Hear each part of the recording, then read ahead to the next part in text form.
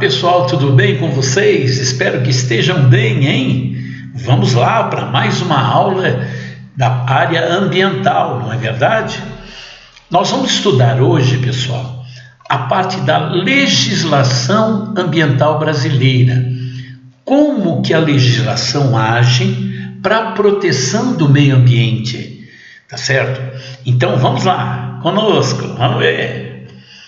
A legislação brasileira, pessoal, ela está na Constituição e diz que o meio ambiente, ou é o meio onde nós vivemos, é o uso comum de todo o nosso povo. Isso quer dizer que é uma riqueza, o meio ambiente tem um valor, é uma riqueza muito grande socialmente, né? E muitas vezes é impossível transformar esse valor em quantidade de dinheiro. Quanto que vale, por exemplo, uma cachoeira dessa aqui? Quanto que vale uma cachoeira dessa daqui? Então, são valores que não são quantificáveis, não é verdade? Então, por isso que a legislação ambiental ela é muito importante para a preservação desse bem que não tem custo. Bem, ele tem interesse meio difuso, né? O meio ambiente, por ser de usufruto de toda a comunidade, a Constituição Federal ela impõe que todo o poder público, seja estadual ou municipal, e a coletividade, ela deve defender, preservar para as nossas futuras gerações. Então, olha bem, os seus filhos, os seus netos, para terem um bem, para terem um meio ambiente saudável, nós precisamos fazer o trabalho hoje, né? De quê? De defendê-lo e preservá-lo, né? A Constituição de 1988, ela diz no seu parágrafo 1 que é incumbência do poder público, seja a prefeitura, seja a parte de Estado, seja a área federal. Primeiro, preservar e restaurar os processos ecológicos essenciais. Tá certo? Qual que é o processo ecológico essencial? Nascentes, rios, lagos, diversidade, florestas, não é verdade?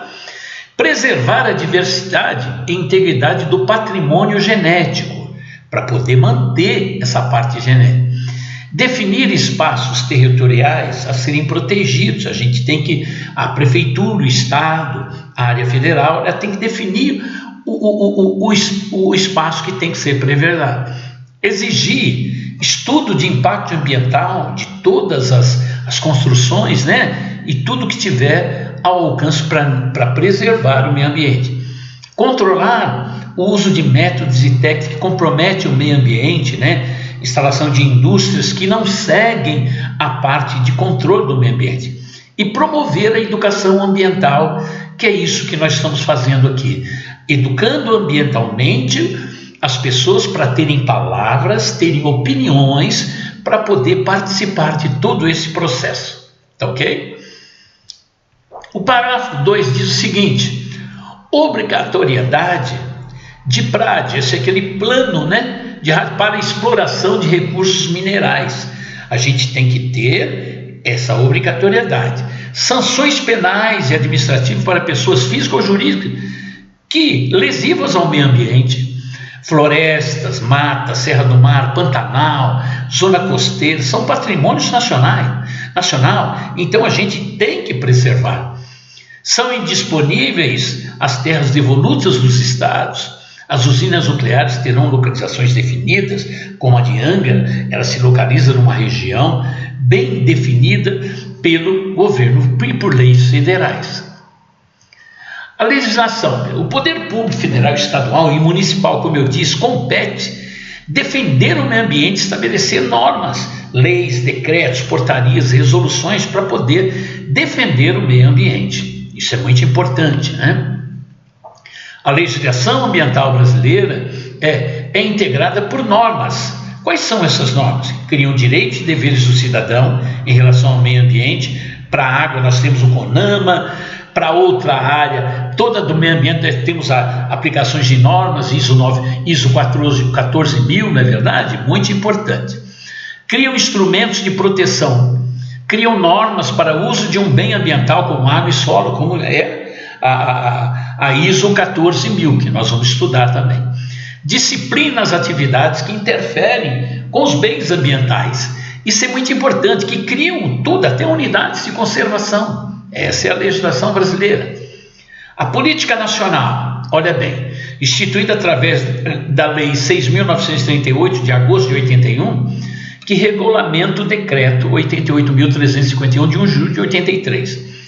Por exemplo, a Lei 6.930 foi criada pelo CISNAMA. A estrutura do CISNAMA é um órgão superior, um órgão consultivo, que é o CONAMA, órgão central, que é o MINISMAN, órgão executor, que é o IBAMA, e aqueles órgãos seccionais e órgãos locais existentes, né, em todo o território nacional.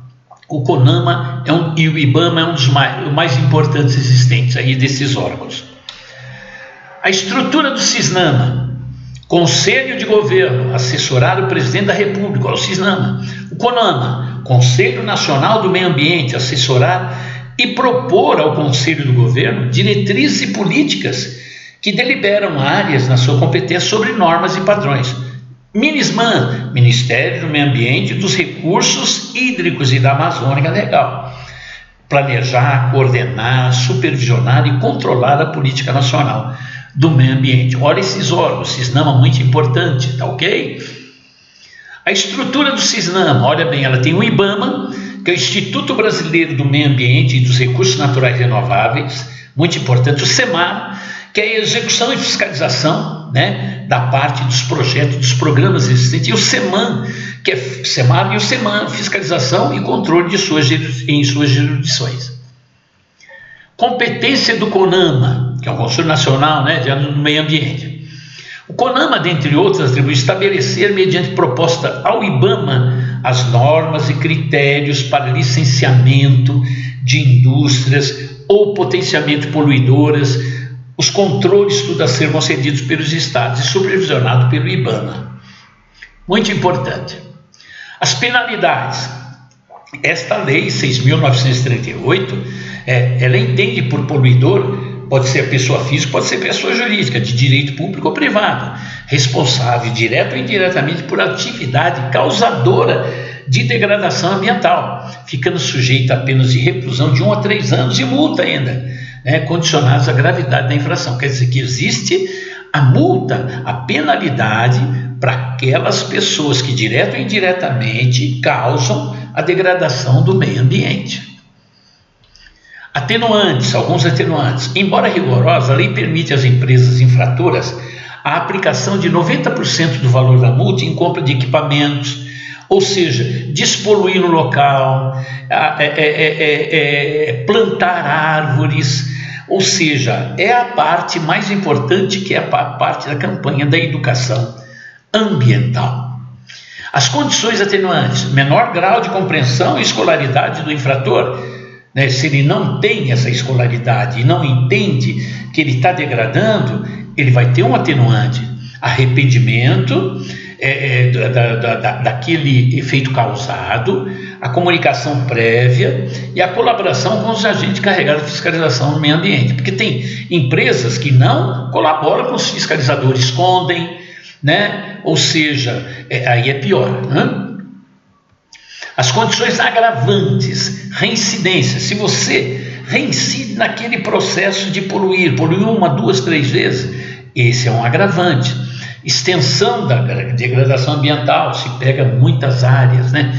Dolo, mesmo que eventual, ocorrência de efeitos sobre propriedade alheia, a infração ter ocorrido em zona urbana, danos permanentes à saúde de todos aqueles da comunidade, infração atingir área sob proteção legal. Olha bem, se você tem uma área que ela é protegida e você poluir, nossa, é um agravante muito grande dessas multas, não é verdade? O emprego de métodos cruéis na morte e captura de animais também são condições agravantes.